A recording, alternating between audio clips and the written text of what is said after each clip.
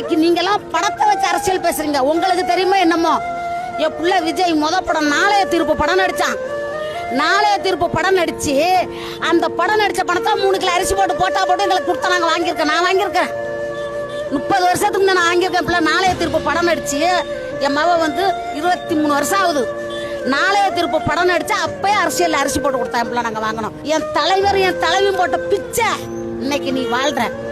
அன்னைக்கு தலைவர் ஜெயலலிதா போனா திருக்கோளையில இருப்பேன். இது நடந்திருக்கும் கண்டிப்பா. நாங்க போட்ட பிச்சையில என் தாய் என் தலைவர் நடிச்ச பழத்துல நீ வந்து ஆண்டுகிட்டு போய் தமிழ்நாட்டை நீ ஏமாத்தி கையில வச்சு தலைவர் உன் வீட்டு குடும்ப அரசியல் நடக்குது.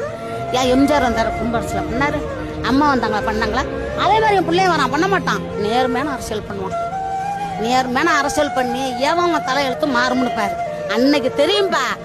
நீங்க பாருங்களா, அது நடக்கும் கண்டிப்பா. புள்ள உட்கார வச்சுட்டோம்னா என் புள்ள அந்த பூமியை விட்டு மறைகிற வரைக்கும் புள்ள தான் எம்ஜிஆர். இதுல மாற்றமே கிடையாது.